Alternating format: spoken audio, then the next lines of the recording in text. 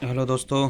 आज हम आरएस से रिलेटेड एक बहुत इंपॉर्टेंट टॉपिक के ऊपर डिस्कशन करेंगे। ये हालांकि हिस्ट्री में इसका बहुत बड़ा विस्तार से तो नहीं दिया गया है, लेकिन इसके 4 टॉपिक बहुत इंपॉर्टेंट है जो कि वर्ल्ड हिस्ट्री से कवर होते हैं। और चूँकि आरएस 2000 जो 21 है उसकी विज्ञप्ति भी आ चुकी है। हालांकि इसके फाइनल सिलेबस के बारे में, मेंस के सिलेबस के बारे में भी फाइनल नहीं हुआ है, लेकिन ये मान के चले कि ऑलमोस्ट जो कन्वेंशनल सब्जेक्ट हैं जैसे हिस्ट्री हो गया, ज्योग्राफी हो गया, इकोनॉमिक्स हो गया, साइंस हो गया, इनमें कोई विशेष चेंजेस नहीं आएंगे। कुछ टॉपिकों में चेंजेस आएंगे, जैसे सोशोलॉजी में हो सकता है वो कुछ टॉपिक ऐड कर दे, हटा दे, या फिर जैसे योग हो गया, भागवत गीता हो गई, और मैनेजमेंट के सिद्धांत हो गए, या फिर जो धर्म रिलेटेड टॉपिक्स हैं उनमें हो सकता है ज़्यादा और कमी कर सकती है आरपीएससी। इसके अलावा जो वर्तमान टॉपिक है जैसे आधुनिक विश्व का इतिहास है, इसमें 4 टॉपिक बड़े इंपॉर्टेंट है। पुनर्जागरण व धर्म सुधार, ठीक है। दूसरा है प्रबोधन व औद्योगिक क्रांति। तीसरा है एशिया व अफ्रीका में साम्राज्यवाद और उपनिवेशवाद। और चौथा टॉपिक है विश्व युद्धों का प्रभाव। तो इन चारों टॉपिकों को आपको कहाँ से कवर करना है और इन चारों टॉपिकों के बारे में हम शॉर्ट में समझने की कोशिश करेंगे कि ये चारों टॉपिक है क्या और ये किस तरीके से हो सकते हैं। तो देखो, सबसे इंपॉर्टेंट जो बुक है इसके लिए सबसे पहले कि आपकी जो सिलेबस की बुक है, अर्थात जो आपकी एनसीईआरटी की बुक है, आप वहाँ से इसको कवर अप कर सकते हैं। और एनसीईआरटी के बुक में सभी टॉपिकों को बहुत अच्छे से डिस्कशन वाइज इसमें दिया हुआ है। तो एनसीईआरटी में आप देखोगे, ये मेरे द्वारा कुछ शॉर्ट नोट्स इस बुक्स के अंदर बनाए गए हैं। तो इसमें आप देखो टॉपिक वाइज देखो, समाजवाद एवं उपनिवेशवाद। अब समाजवाद एवं उपनिवेशवाद क्यों जन्मा, क्या इसके कारण रहे, औद्योगिक क्रांति की शुरुआत ब्रिटेन से क्यों हुई, यूरोप से क्यों हुई, और औद्योगिक क्रांति के लिए राइनलैंड जो है, जो जर्मनी में पड़ता है, उसका कितना योगदान रहा, वहाँ से निकलने वाले कोयला और जो वहाँ से लोहा निकला उसने ब्रिटेन की औद्योगिक क्रांति को कैसे एक आकार दिया, वो सब चीज़ें हम इसमें पढ़ेंगे। और चूँकि औद्योगिकरण जो है वो जर्मनी और यूरोप से बहुत गहरे से जुड़ा हुआ है, तो इसने आगे चल कर किस प्रकार से प्रथम विश्व युद्ध की रूपरेखा तैयार की और किस तरीके से प्रथम विश्व युद्ध ने दूसरे विश्व युद्ध को एक आधार प्रदान किया, वो सब चीज़ें हम एक इसमें डिटेल वाइज देखेंगे।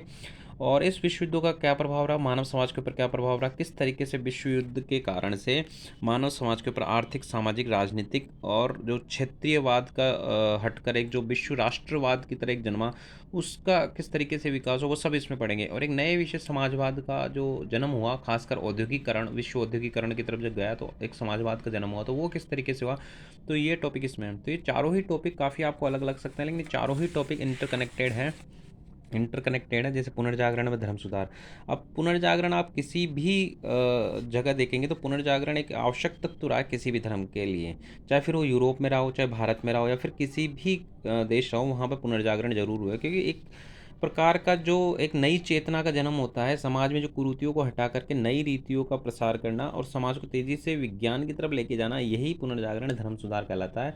ये लगभग 16वीं शताब्दी के आसपास यूरोप में हुआ, और भारत में ये एक परंपरा काफ़ी पहले से चल रही थी। भारत में समय समय पर जैसे अकबर के समकालीन टाइम में आप देखोगे तो वहाँ पर एक भक्ति आंदोलन चला। तो भक्ति आंदोलन बेसिकली एक पुनर्जागरण की तरह ही था, जिसने धर्म को एक धर्म सुधार की तरफ उत्सुक किया। और फिर बाद के जो महान विचारक भारत में आए, जैसे राय हो गए, राजा राम मोहन राय हो गए, विद्याचंद्र सरस्वती जी हो गए, और इसके अलावा अन्य और भी, जैसे आप इनको भी आप धर्म सुधार के अंदर मान सकते हो।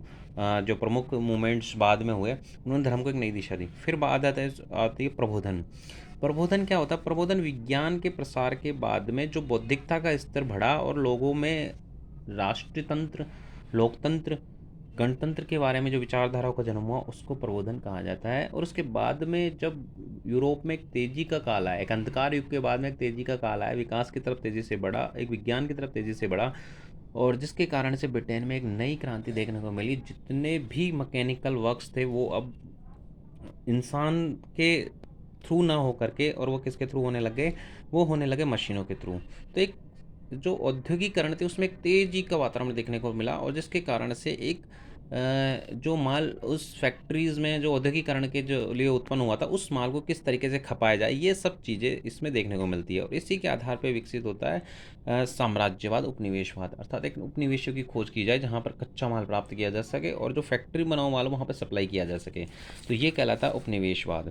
और उपनिवेशवाद के बाद आता है कि उपनिवेशवाद जब हो गए तो फिर साम्राज्यवाद की व्यवस्था आती है कि किस तरीके से बड़े बड़े साम्राज्यों का निर्माण हो, किस तरीके से ग्रेट ब्रिटेन बना, किस तरीके से इतना बड़ा वो साम्राज्य हो गया कि उसके एक जगह पे यदि सूरज उगता था तो दूसरी जगह पे सूरज अस्त हो रहा था। मतलब संपूर्ण सूर्य की कार्यप्रणाली उसके साम्राज्य में दिखाई दे जाती थी। इतना बड़ा साम्राज्य का निर्माण ब्रिटेन ने किया। इसके साथ साथ डचों ने भी बड़े साम्राज्य का निर्माण किया। स्पेन भी इसमें आ गया था, पुर्तगाल भी इसमें काफ़ी आ गया था। फिर बाद में जर्मनी, इटली, अमेरिका और जापान, रूस जैसे कंट्रीज़ भी इनमें सम्मिलित हो गए। और इन सभी कंट्रीज़ में जो उपनिवेशवाद के लिए होड़ प्रारंभ हुई, वो ही प्रथम विश्व युद्ध का कारण बना। प्रथम विश्व युद्ध का कारण बना, उसके प्रथम विश्व युद्ध समाप्त हुआ, क्योंकि हर युद्ध हो या फिर कोई कर्म हो वो समाप्त तो होता ही है। फिर उसके कुछ कारण बने, उस कारणों के आधार पर नई नई संधियाँ बनी। अब संधियों को भी हम डिस्कस करके बड़ी डिटेल में जाएंगे। जैसे बड़ी भयानक सी संधि थी वर्साई की संधि, आप लोगों ने पढ़ी होगी, जो कि किसके साथ हुई थी, जर्मनी के साथ में। फिर सेब्रे की संधि हुई, न्यू मेली की संधि हुई। इसके अलावा जैसे सेब्रे की संधि, न्यू मेली की संधि के साथ सेंट जर्मेन की संधि हुई ऑस्ट्रिया के साथ में। तो इस प्रकार डिफरेंट डिफरेंट संधियाँ हुई और उसमें काफ़ी सारे ऐसे विभेदकारी टर्मोलॉजी थे जिसने एक आधार बनाया द्वितीय विश्व युद्ध का। और जो द्वितीय विश्व युद्ध हुआ, उस द्वितीय विश्व युद्ध के कितना भयानक था सभी को पता है। प्रथम बार उसमें परमाणु ऊर्जा का प्रयोग किया गया, परमाणु बम बनाए गए और उसका प्रयोग किया गया, और संपूर्ण विश्व को दहला देने वाली स्थिति वहाँ पर उत्पन्न हुई। और उसके बाद में विश्व जो था द्विध्रुवीय बना, और द्विध्रुवीय के बाद में 1991 में सोवियत राष्ट्र का विखंडन हुआ, तो विश्व बहु राष्ट्रवाद बहु केंद्र के अंदर बढ़ने लग गया, और जो वर्तमान स्थिति तक जारी है।